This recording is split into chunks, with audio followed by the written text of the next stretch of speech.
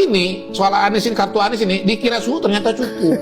Pemilihnya Anies itu memang notabene adalah Islam politik gitu loh. Bahwa pengetahuan lalu dipertukarkan dan harapannya pertukaran pikiran itu menghadirkan terobosan. Nah, yang takut dengan pertukaran pikiran biasanya memang tidak bawa muatan, Bapak Ibu. Ya, jadi kalau menghindari pertukaran pikiran, nah kita sama-sama di dunia kampus itu pasti mencari forum untuk ada pertukaran pikiran. Jadi debat di dalam konteks ini selalu positif. Dan lawan bicara itu selalu disukai. Di tempat lain lawan bicara tidak disukai, Bapak Ibu. Tapi kalau di kampus lawan bicara itu disukai. Karena lawan bicara adalah teman berpikir.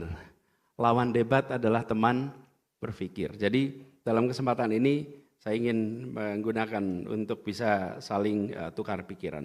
Tetapi ada beberapa gagasan awal Bapak Ibu sekalian yang barangkali menarik untuk kita renungkan sama-sama. Apa itu Bapak sekalian? Kita berada di dalam sebuah era abad 21. Dan di abad 21 ini terjadi perubahan yang kecepatannya luar biasa. Kecepatan luar biasa.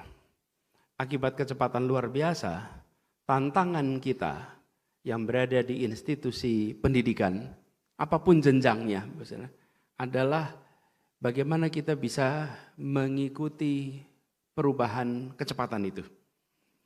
Nah, sementara di sisi lain kita berhadapan dengan kenyataan tuntutan-tuntutan administrasi, tuntutan-tuntutan birokrasi yang membuat sebagian dari waktu yang kita berikan itu tersita bukan hanya untuk proses belajar mengajar saja, tapi memastikan memenuhi ketentuan-ketentuan ABCDFG.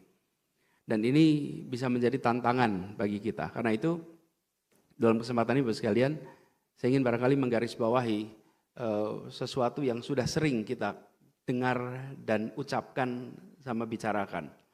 Bahwa semua kita di era ini harus menjadi pembelajar, harus menjadi learner. Itu menurut saya salah satu karakter utama yang justru harus dimiliki oleh kita yang berstatus sebagai dosen.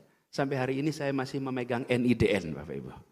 Sama, saya juga punya nomor induk dosen nasional. Belum ganti kan namanya?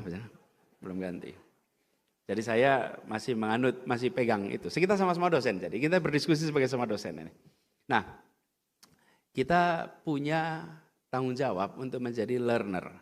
Nah, learner ini, Bapak sekalian, tidak terlalu rumit ketika diartikan sebagai pembelajar untuk mengetahui sesuatu yang baru.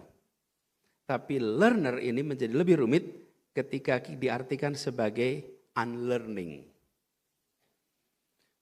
To learn itu kita mau dan mudah. Tapi to unlearn itu membutuhkan lebih dari sekedar pikiran tapi hati, lebih dari sekedar kemauan untuk memperbaharui, tapi juga kemauan untuk mengganti. Nah, ini yang sering menjadi kendala di kita. Bahwa learning itu memasukkan unsur di dalamnya adalah unlearning. Nah, unlearning ini Bapak sekalian yang di kita mungkin jadi PR. Kenapa? Karena ada kemajuan teknologi yang luar biasa. Kemajuan yang luar biasa itu membuat kita dipaksa untuk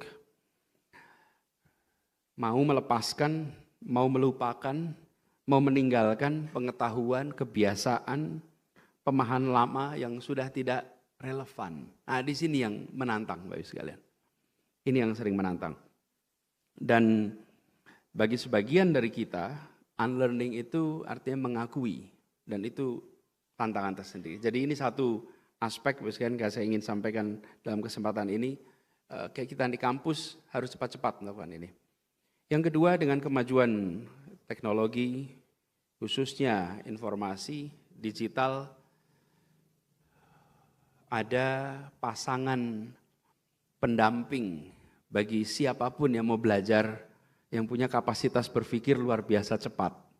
Kita semua mengenal namanya artificial intelligence. Ini pertanyaan Bapak Ibu, bisakah dosen diganti teknologi Bapak Ibu?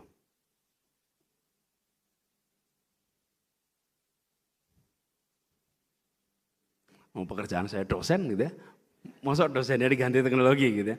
Ya, tapi sebenarnya bisa nggak sih sebenarnya diganti teknologi? Sejujurnya bisa nggak sih? Nggak bisa. Ibu tetap menganggap nggak bisa misalnya. Nah, Bapak ada yang kekeh nggak bisa, Bu? Ada yang kekeh bisa?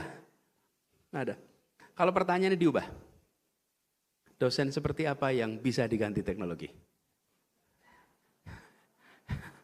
Langsung ketemu ya Bapak ya. Dosen seperti apa yang tidak bisa diganti teknologi? Ada Bapak Ibu? Ada. Nah, kita harus menjadi yang mana nih Bapak Ibu? Nah itu. Jadi pilihan bisa diganti dan tidak itu bukan pada teknologinya, tapi pada kitanya. Bila PowerPoint kita 10 tahun nggak pernah berubah, Bapak Ibu. Betul? Bila catatan kuliah kita nggak pernah berubah, itu bisa diganti. Mudah sekali. Bila kita yang diajarkan repetitif, mekanistik, itu udahlah. Cepat sekali mengganti teknologi. Tapi bila kita selalu memperbaharui, bila kita selalu membawa kebaharuan, selalu membawa inspirasi, maka teknologi apapun tidak akan pernah bisa menggantikan dosen itu. Nah ini Bapak sekalian, yang PR kita nih sekarang. Kita masuk kategori yang mana di sini? Kita masuk kategori yang mana di sini? Nah, kita harus jawab. Dan jawaban itu terletak pada respon dari generasi baru. Halo teman-teman, berjumpa bersama saya di Politik Dani. Kalau kita melihat bagaimana pidato Pak Anies Baswedan itu sungguh hebat dan luar biasa. Beliau adalah tokoh yang katanya menganggur, katanya tidak punya pekerjaan, teman-teman. Namun beliau selalu menghadiri acara-acara yang kalau kita bisa bilang kayak penting, teman-teman. Acara-acara yang luar biasa, acara-acara intelektual. Ya, itu karena apa? Karena daya tarik, ilmu, gagasan Anies itu ya bisa membuat banyak orang itu matanya terbuka.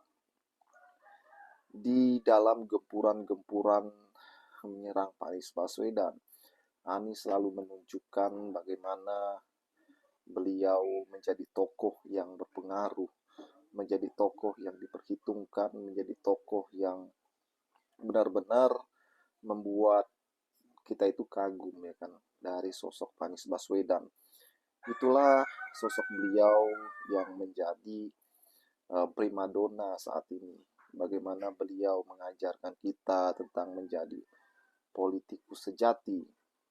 Bagaimana beliau mengajarkan kita menjadi oposisi yang selalu mengkritik dengan konsisten dan komitmen ya untuk kepentingan rakyat. Anies ya kalau kita di acara-acara beliau selalu bercanda. Orang bilang bahwa Pak Anies adalah pengangguran. Ya, memang pengangguran banyak acara karena beliau juga bukan pejabat publik saat ini. Beliau tidak punya jabatan apapun ya. Beliau sangat bebas. Beliau sangat menikmati apa yang dia peroleh ya. Diundang sana sini, memberi kuliah ke luar negeri, itu semua beliau lakukan karena memang beliau benar-benar mempunyai ilmu yang tinggi ya. Tidak berurusan dengan ijazah palsu dan sebagainya, teman-teman. Hidup Anies Baswedan itu kalau kita perhatikan, teman-teman, itu sangat enak dan nyaman sekali ya kan. Beliau bersama keluarganya, kemudian beliau mempunyai beberapa organisasi masyarakat yang membantu masyarakat. Sebut saja ya aksi bersama, dan aksi bersama ini yang beliau gagas beberapa bulan yang lalu, dan ini membuat viral kemarin ya bagaimana mereka membuat